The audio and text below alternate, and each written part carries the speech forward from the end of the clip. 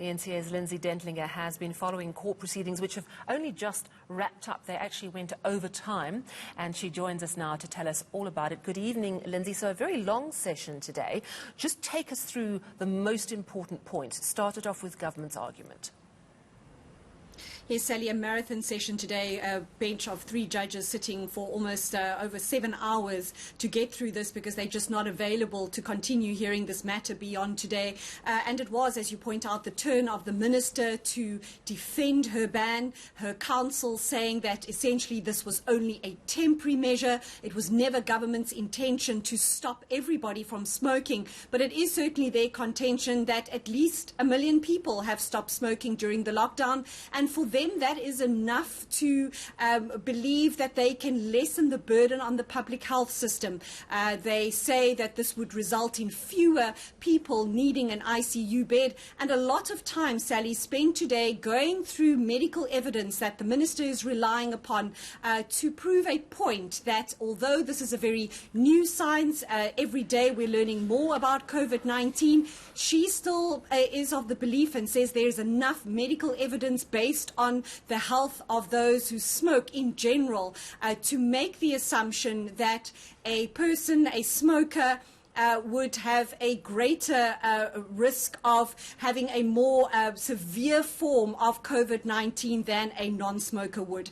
And so she's relied on medical evidence from the WHO, from local medical experts, public health experts here in South Africa, and saying that it was never the intention to create an illicit fueling, an illicit cigarette trade, as we now know is rife in South Africa. Unfortunately, her council says that's just the nature of South Africa, that a black market was going to emerge and flourish. That was certainly not the intention, but an alternative to a ban, the Minister's Council says, would have been to hike the price of cigarettes, and it's their contention that in so doing, the applicants, British American Tobacco, would be in the same position they are now, which is fewer sales and less people being able to afford, whether that is buying legal cigarettes or, as is now currently the case, being able to afford those illegal cigarettes. So the minister quite satisfied that enough people are now having to quit smoking because they simply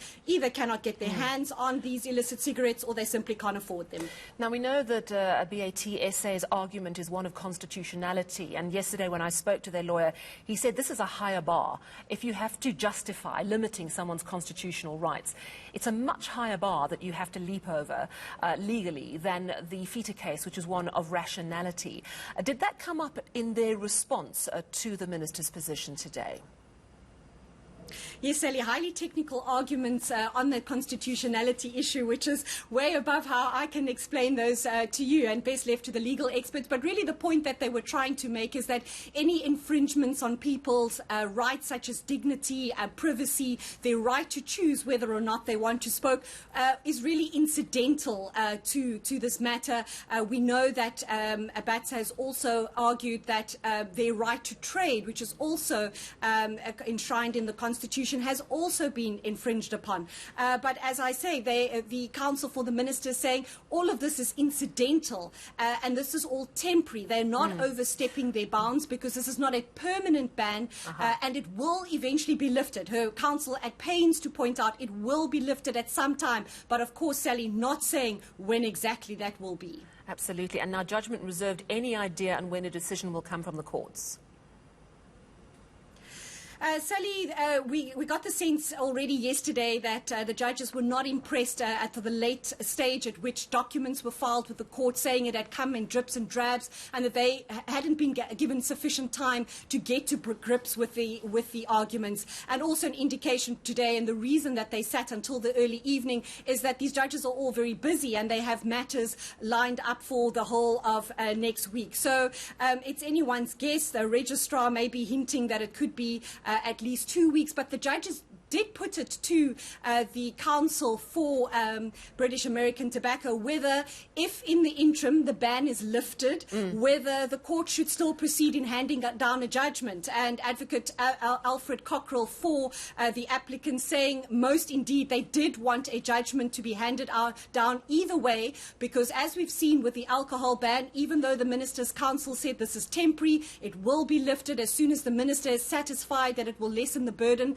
on the healthcare system. That ban could once again be enforced, as we've seen with alcohol. And so that they do want a definitive judgment from the court, even if the ban should be lifted in the interim and before that they can come to some kind of conclusion, because we never know, there might be another spike, another peak, and a ban of this nature could be enforced again in future.